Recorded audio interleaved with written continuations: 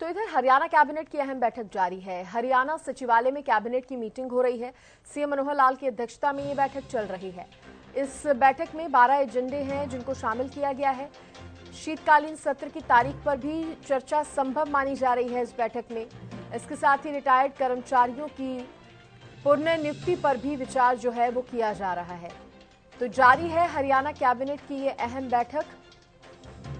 हरियाणा सचिवालय में बैठक हो रही है और आपको जानकारी दे दें कि मुख्यमंत्री मनोहर लाल की अध्यक्षता में तो बैठक हो ही रही है। 12 एजेंडे ऐसे हैं जिनको शामिल किया गया है इस बैठक में। तो इन 12 एजेंडों पर भी जानकारी लेंगे और बड़ी बात यह है कि क्या कुछ चर्चा होती है, क्या कुछ सहमति किन किन मुद्दों पर बन पाती है, ये भी देखने वाली बात होगी। सीएम की अध्यक्षता में चल रही है ये बैठक और शीतकालीन सत्र की तारीख पर चर्चा होगी। इसके साथ ही रिटायर्ड कर्मचारियों की पुनर्नियुक्ति पर भी चर्चा जो है इस बैठक में की जानी है। तो 12 ऐसे एजेंडे जिनको इस बैठक में शामिल किया गया है। ये महत्वपूर्ण बैठक है जो कि जारी है।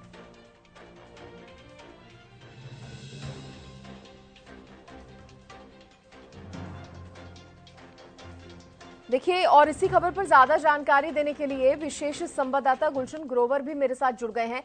गुलशन, कैबिनेट बैठक जो है वो जारी है और जिस तरह से बताया जा रहा है कि 12 एजेंडे हैं ऐसे जिनको इस बैठक में शामिल किया गया है, उनके बारे में जानकारी दीजिए। कौन कौन से वो 12 और मुख्य एजेंडे हैं?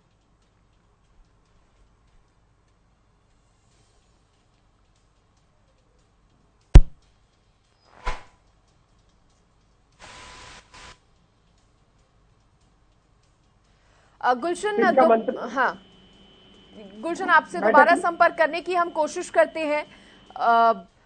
फिलहाल जानकारी यहां पर दर्शकों को दे दें कि मुख्यमंत्री मनोहर लाल की अध्यक्षता में ये कैबिनेट की बैठक जो है वो शुरू हो चुकी है और 12 एजेंडों को इस बैठक में शामिल किया गया है। शीतकालीन सत्र की तारीखों पर तो बात होगी ही, इसके अलावा रिटायर्ड कर्मचारियों पर भी चर्चा जो है वो की जाएगी। गुलशन मेरे सहयोगी एक बार फिर से जुड़ गए हैं। गुलशन, दीजिए पूरी जानकारी।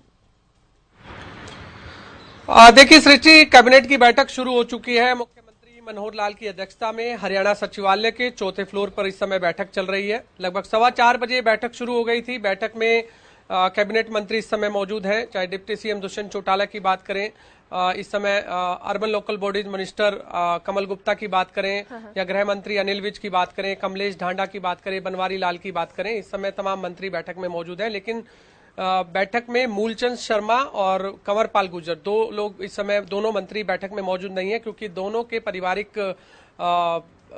कार्यक्रम में जो है वो व्यस्त हैं। और फिलहाल बैठक में लगभग 1.5 दर्जन के करीब जो है यहाँ पर एजेंडे रखे गए हैं और कुछ एजेंडों पर यहाँ आज मोहर भी लग सकती है। और जो एजेंडे हैं वो रिटायर कर्मचारियों की पुनर्नियुक्ति की बात हो, जो रिटायर कर्मचारी हैं उनकी दोबारा से पुनर्नियुक्ति हो, इसके लिए आज कैबिनेट में मोहर लग सकती है। इसके अलावा शीतकालीन सत्र की डेट भी आज फाइनल हो सकती है क्योंकि दिसंबर में शीतकालीन सत्र होना है और आज उसकी तारीख जो है वो कैबिनेट की बैठक में तय की जा सकती है। ऐसी खबरें भी सामने आ रही हैं। इसके अलावा एक्साइज एंड टैक्सेशन में जो बकाया दे की वसूली है उसकी वन टाइम सेटलमेंट की स्कीम चलाने के फैसलों पर भी जो है मोहर लग सकती है क्योंकि वन टाइम यदि सेटलमेंट होगा तो उससे जो है काफी फायदा हो सकता है। इसलिए कैबिनेट की बैठक में आज उस पर भी मोहर लग सकती है। और इसमें बताया भी जा रहा है कि मीटिंग में 3 बैंकों से लिए जाने वाले करीब 1500 करोड़ के 3 सर्वाधिक ऋणों की एवज में बैंक गारंटी देने पर भी कैबिनेट की यहाँ मोहर लग सकती है। और साथ ही सृष्टि, चुनावी साल है और ऐसे में चुनावी साल को देखते हुए भी सरकार कई योजनाओं में इस मीटिंग पर भी मोहर लगा सकती है क्योंकि मिशन 2024 है। कहीं ना कहीं सरकार पूरी तरह से तैयार है और आज कैबिनेट की बैठक भी है और कैबिनेट की बैठक में क्या कुछ चुनावी मौसम में यहाँ पर कई योजनाओं पर किन किन योजनाओं पर मोहर लगती है ये देखने वाली बात होगी। सृष्टि, मेरे साथ इस समय परवीन अत्रे हैं जो मुख्यमंत्री के निजी सचिव है, उनसे भी जान लेते हैं। कैबिनेट की बैठक इस समय चल रही है, लगभग आधा घंटे के करीब हो चुका है। क्या लगता है कि आज किन एजेंडों पर मोहर लग सकती है और प्रदेश की जनता को आज क्या कुछ सौगात मिल सकती है? देखिए, जहां तक एजेंडों की बात है तो गुलशन जी, मैं अभी सुन रहा था, आपने लगभग सभी एजेंडों के बारे में बता ही दिया है, तो मुझे लगता है दोबारा दोहराने का तो कोई औचित्य नहीं बनता। लेकिन जहां तक प्रदेश को सौगात मिलने की बात है, दिन प्रतिदिन मुख्यमंत्री मनोहर लाल प्रदेश की जनता को अलग अलग सौगातें दे रहे हैं। अभी आपने देखा कल समालका में प्रोग्राम था माननीय मुख्यमंत्री जी का, जहां पे उन्होंने गरीब परिवार की बच्चियों को कॉलेज शिक्षा मुफ्त का जो घोषणा की है, और उसके अलावा जिस तरह से समालका के अंदर जो अस्पताल है उसको बढ़ा के 50 बेड की जगह 100 बेड का करने की बात है, और बहुत सी घोषणाएं की थी, लगभग 70-75 करोड़ रुपए की घोषणाएं कल समालका में की थी। और मुख्यमंत्री जी जैसे जनसंवाद कार्यक्रम में जाते हैं या किसी भी कार्यक्रम में जाते हैं तो स्थानीय जनता के हित के लिए कोई ना कोई योजना, कोई ना कोई घोषणा वो लगातार करते हैं, क्योंकि ये वो मुख्यमंत्री है जिनका एकमात्र एजेंडा ये है कि हरियाणा प्रदेश की आर्थिक दृष्टि से बात करें, सामाजिक दृष्टि से बात करें, प्रदेश का उत्थान, गरीब व्यक्ति का उत्थान। ये वो मुख्यमंत्री है जिन्होंने अपने कार्यकाल के अंदर हरियाणा के अंदर पहली बार गरीब व्यक्ति को चिन्हित करके उसकी आय कैसे बढ़े ये विचार किया, और इसके लिए योजना लेके, आप भी जानते हैं, मुख्यमंत्री परिवार उत्थान योजना की योजना माननीय मुख्यमंत्री लेके आए थे, और जिसमें लगभग 50,000 परिवारों ने उस योजना का लाभ भी उठाया। तो माननीय मुख्यमंत्री जी का उद्देश्य ये है कि प्रदेश के हर व्यक्ति को, विशेष तौर पे गरीब वंचित व्यक्ति को स्वास्थ्य लाभ मिले। जैसे आयुष्मान भारत योजना का विस्तार करके उसको दायरा बढ़ा दिया, 3 लाख तक की आय वाले परिवारों को शामिल कर लिया। इसी तरह से किसान भाइयों के लिए लगभग 54 ऐसी योजनाएं हरियाणा प्रदेश के अंदर किसानों के हित में माननीय मुख्यमंत्री जी ने चलाई हैं, जिससे हरियाणा प्रदेश का किसान सशक्त हो रहा है, मजबूत हो रहा है, किसान की आय बढ़े। इसके लिए बाकायदा मत्स्य पालन की बात करें, पशुपालन की बात करें, डेयरी फार्मिंग की बात करें, उसके ऊपर माननीय मुख्यमंत्री जी ने बहुत सी योजनाएं दी हैं। तो प्रयास ये है कि जो हरियाणा प्रदेश, हालांकि हम देखते हैं रिकॉर्ड के अंदर भी हरियाणा आर्थिक दृष्टि से प्रगति कर चुका है, हमारा बजट जो है हमारे पड़ोसी राज्यों से ज्यादा हो चुका है, हरियाणा की प्रति व्यक्ति आय बढ़ चुकी है, हरियाणा की जीएसडी भी बढ़ चुकी है, और स्वास्थ्य क्षेत्र में अगर बात करते हैं, हरियाणा के अंदर स्वास्थ्य संस्थान जो है उनकी संख्या बढ़ चुकी है, और शिक्षा के क्षेत्र में अगर हम बात करते हैं तो जैसे मैंने अभी बताया, गरीब बच्चियों को कॉलेज की शिक्षा मुफ्त। सरकार विधानसभा सत्र के लिए कितनी तैयार है, क्योंकि शीतकालीन सत्र की भी आज घोषणा हो सकती है, ऐसी खबरें सामने आ रही हैं, तो सरकार इसके लिए कितना तैयार? नहीं, सरकार पूरी तरह से तैयार है, क्योंकि विधानसभा सत्र स्वाभाविक होना ही है, शीतकालीन सत्र, और शीतकालीन सत्र के अंदर सरकार का तो उद्देश्य ये है कि प्रदेश की जनता के हित में कानून बने, प्रदेश की जनता के हितों पे चर्चा हो वहां पे, और हम अपने विपक्षी मित्रों से भी ये उम्मीद करते हैं कि वो विधानसभा सत्र में आए और मुद्दों के ऊपर चर्चा करें, बातचीत करें, और अगर उनके पास कोई ऐसा विषय या कोई ऐसा सुझाव है जो जनता के हित में जिसका पालन किया जा सकता है, तो हम उसके लिए भी ओपन रहते हैं। लेकिन दुर्भाग्य इस बात का है कि हमारे जो विपक्षी मित्र हैं, मुख्यमंत्री मनोहर लाल की जो कार्यशैली है, विशेष तौर पे सरकार में पारदर्शिता, उसकी वजह से इतने बौखलाए हुए हैं कि सकारात्मक राजनीति करने की बजाय वो नकारात्मक राजनीति करना ज्यादा बेहतर समझते हैं, क्योंकि जैसे जैसे पारदर्शिता बढ़ी वैसे वैसे हमारे विपक्षी मित्र परेशान हुए। तो कब तक शीतकालीन सत्र की क्या लगता है, कौन सी तारीख हो सकती है आपके हिसाब से, क्योंकि मुख्यमंत्री के निजी सचिव है? देखिए गुलशन जी, ऐसा है कि जब हम जो कैबिनेट बैठक चल रही है और उसी दौरान बात कर रहे हैं, तो मुझे लगता है एक आधा घंटा और रुक जाते हैं तो वहां पे डेट फाइनल हो जाएगी और हम उसके ऊपर बात कर पाएंगे।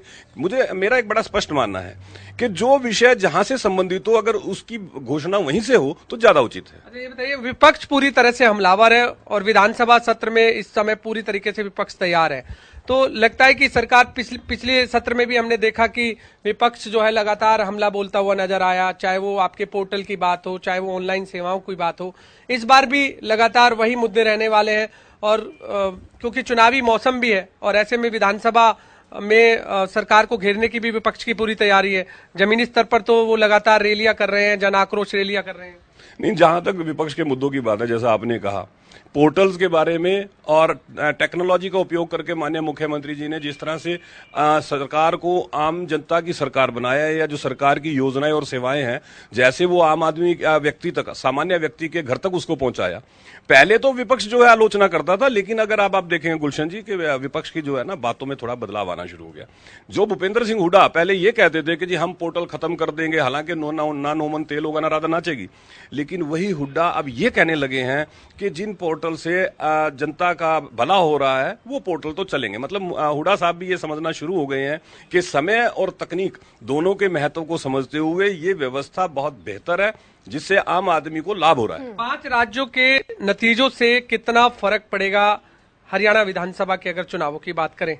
देखिए ऐसा है, राजस्थान के अंदर भारतीय जनता पार्टी की सरकार बनने जा रही है, मध्य प्रदेश में भारतीय जनता पार्टी की सरकार बनने जा रही है, छत्तीसगढ़ में भारतीय जनता पार्टी की सरकार बनने जा रही है, और स्वाभाविक है जब हमारे पड़ोस के प्रदेश में भारतीय जनता पार्टी की पूर्ण बहुमत की सरकार आएगी तो जो ये हमारे विपक्षी मित्र है जिनको कुछ गलतफहमी हो गई थी, उनकी वो गलतफहमी भी दूर हो जाएगी। 3 राज्यों में बन रही है, 2 में निश्चित रूप से। देखिए ऐसा है कि 3 राज्यों की जो जानकारी मेरे पास है उसके हिसाब से मैंने आपको बता दिया, तीनों राज्यों में भारतीय जनता पार्टी की सरकार बनेगी। जय सृष्टि। बिल्कुल बिल्कुल गुलशन, तो तमाम जानकारी बैठक को भी लेकर आपने दी और यहाँ पर चर्चा भी की। बहुत शुक्रिया करूंगी मैं गुलशन आपका जुड़ने के लिए। और बता दें आपको कि देखिए बैठक जारी है जिसमें कई महत्वपूर्ण मुद्दे जो है वो उठाए गए हैं, 12 एजेंडे जिसका जिक्र यहाँ पर गुलशन ग्रोवर ने भी किया। और अब बैठक के बाद देखने वाली बात होगी कि और क्या कुछ निकलकर जो है वो सामने आता है।